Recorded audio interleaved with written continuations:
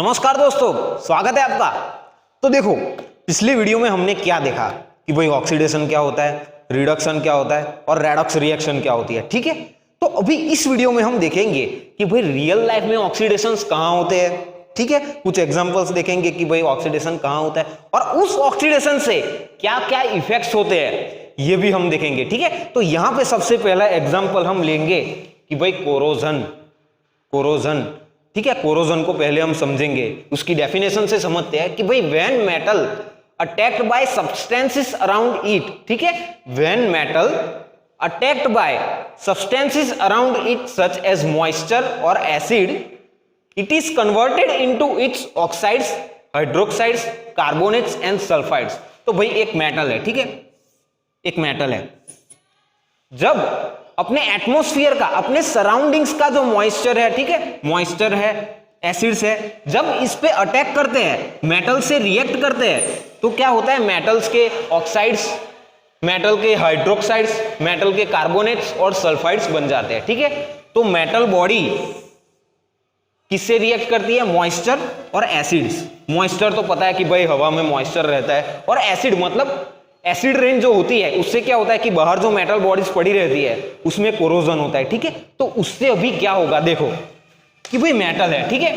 कि मेटल की जो सरफेस थी, अभी देखो मेटल की प्रॉपर्टीज क्या होती है कि भाई मेटल एक सख्त चीज होती है। ठीक है, उसकी स्ट्रेंथ के लिए जाना जाता है भाई मेटल एकदम कड़क होता है। ठीक है, तो अभी क्या होता है कि फॉर एग्जाम्पल एक मेटल है, ठीक है, फॉर एग्जाम्पल यहां पे समझ लो आयरन है, उसकी सरफेस पे क्या हुआ कि मॉइस्चर और एसिड ने अटैक किया।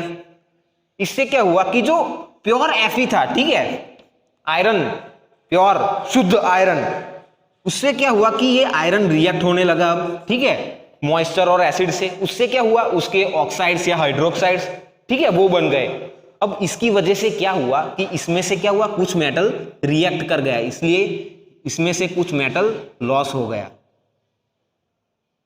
इससे क्या होगा कि मेटल को क्या होगा, नुकसान होगा। ठीक है, मेटल को नुकसान होता है कोरोजन से। फॉर एग्जांपल यहां पे देखो, आयरन ब्राउन रस्टिंग, लोहे को जंग लग जाता है। ठीक है, लोहे को जंग लग जाता है, किससे लगता है कि भाई बाहर मॉइस्चर होता है, इसकी वजह से लोहे को जंग लग जाता है।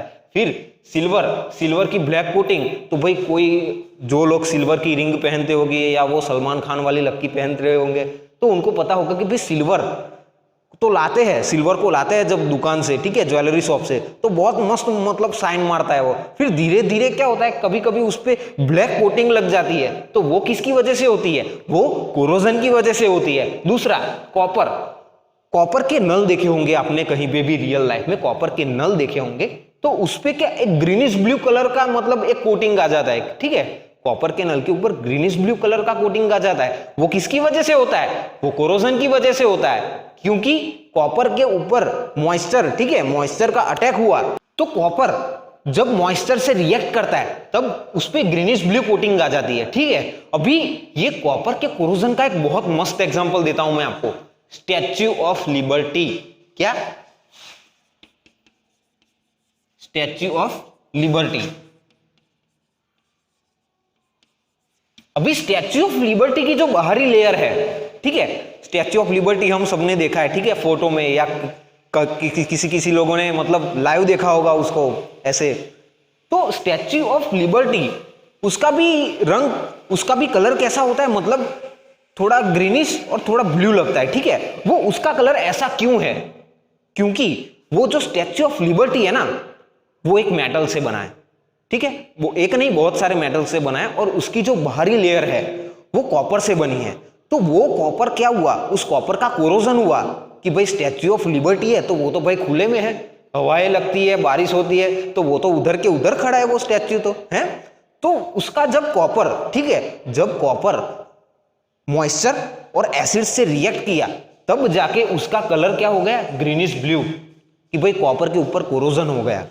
तो भाई स्टैच्यू ऑफ लिबर्टी का जो कलर है ग्रीनिश ब्लू, वो किसकी वजह से है, वो कोरोजन की वजह से है, क्योंकि उसकी जो कॉपर लेयर है, बाहरी लेयर, ठीक है, स्टैच्यू ऑफ लिबर्टी की जो बाहरी लेयर है वो किससे बनी है, कॉपर से बनी है, और कॉपर का कोरोजन हुआ, और उसी की वजह से स्टैच्यू ऑफ लिबर्टी का कलर आज ऐसा है।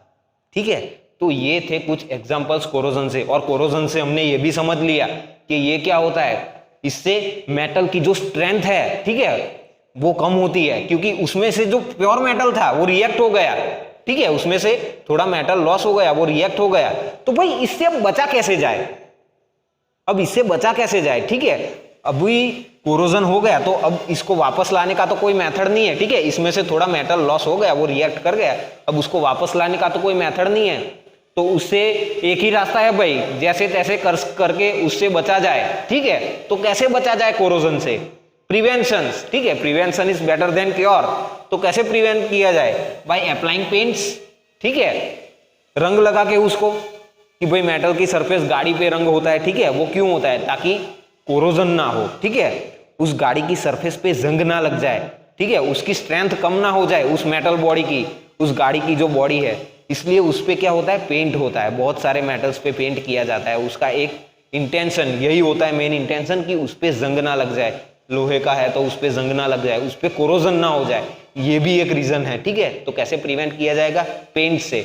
और अगर कोरोजन हो गया, ठीक है, तो क्या होता है, जो जंग होता है, फॉर एग्जांपल आयरन में जंग लगा है, ठीक है, तो उसको फॉर एग्जांपल हमें निकालना है, उसकी आयरन की जो चमक है वो हमको वापस लानी है, उस पे से जंग निकालना है, तो कैसे ला सकते हैं, कि उसको एसिड से एसिड अप्लाई करके उस पे, फॉर एग्जांपल फॉस्फोरिक एसिड है, उसको अप्लाई करके जो पार्ट रिएक्ट कर चुका है, ठीक है, उसको हम निकाल सकते हैं। काफी लोग केरोसिन भी यूज करते हैं कोरोजन को निकालने के लिए। तो ये था पूरा कॉन्सेप्ट कोरोजन का, ठीक है, कि जब मेटल बॉडीज मॉइस्चर और एसिड से रिएक्ट करती है तब क्या होता है कि भाई उसकी स्ट्रेंथ खत्म हो जाती है, ठीक है, बुरी संगत का असर यही होता है, ठीक है, कि भाई मेटल था, मॉइस्चर से रिएक्ट किया और उसकी स्ट्रेंथ लॉस हो गई, ठीक है, उसके हाइड्रोक्साइड ऑक्साइड ये सब बन गई, इससे मेटल की स्ट्रेंथ लॉस हो गई, ठीक है। तो इससे कैसे बचा जाए, कि भाई पेंट लगा के, ठीक है। तो यही था पूरा कॉन्सेप्ट कोरोजन का। तो देखो अभी हम देखेंगे रेंसिडिटी, ठीक है। तो भाई रेंसिडिटी क्या है, कि oxidation of oils and fats in a food materials, कि भाई फूड मटेरियल्स में ऑयल्स एंड फैट्स, कि भाई ऐसे फूड मटेरियल्स जिसमें ऑयल्स मतलब तेल वगैरह और फैट्स है, ठीक है, घी मक्खन, कि भाई ऐसे फूड मटेरियल्स जिसमें ऑयल्स और फैट्स है, और जब उस ऑयल्स और फैट्स का ऑक्सीडेशन हो जाता है उसी को हम कहते हैं रेंसिडिटी। फॉर एग्जाम्पल, कि भाई आलू की सब्जी सुबह बनाई, ठीक है, अगर तुम रात को खाने जाओगे तो भाई उसमें से अजीब सी स्मेल आएगी यार, और गलती से तुमने खा भी लिया तो बहुत खतरनाक टेस्ट आएगा उसका। वो क्यों, क्योंकि उसमें जो ऑयल्स थे, उसमें जो फैट्स थे, वो क्या हुए, वो ऑक्सीडाइज हो गए, ठीक है। खाना क्यों बिगड़ जाता है, क्योंकि उसमें जो ऑयल्स, उसमें जो फैट्स है वो ऑक्सीडाइज हो जाते हैं, ठीक है, और उसी को बोलते हैं हम रेंसिडिटी, ठीक है। तो क्या है rancidity, oxidation of oils and fats in a food materials. उससे क्या होता है, ऑक्सीडेशन से क्या होगा भाई, कि भाई अनप्लीजेंट स्मेल, अजीब सी स्मेल आने लगेगी उसमें से, वियर्ड टेस्ट, बहुत ही अजीब सा स्वाद आने लगेगा, ठीक है, वही होती है अपनी रेंसिडिटी। अभी कि भाई रेंसिडिटी से बचा कैसे जाए, ठीक है, फूड को, फॉर एग्जांपल फूड को हमें लॉन्ग टाइम के लिए स्टोर करना है, ठीक है, ऐसे फूड मटेरियल्स है, तली हुई चीजें हैं, ठीक है, जिसमें तेल है, घी है, ऐसी चीजें हैं ऑयल्स और फैट्स वाली, तो उसको लंबे टाइम तक स्टोर करना है। फॉर एग्जाम्पल ट्रैवलिंग के लिए तुम जा रहे हो, लंबे समय तक स्टोर करना है किसी रीजन से, तो कैसे किया जाए, रेंसिडिटी से कैसे बचा जाए, तो वो हम देखेंगे कि भाई prevention, addition of antioxidants. Antioxidant का मतलब क्या है, कि भाई एंटीऑक्सीडेंट जो फूड मटेरियल को, किसी भी चीज को क्या करे, ऑक्सीडेशन से प्रिवेंट करे, ऑक्सीडेशन ना होने दे, वही होते हैं अपने एंटीऑक्सीडेंट्स।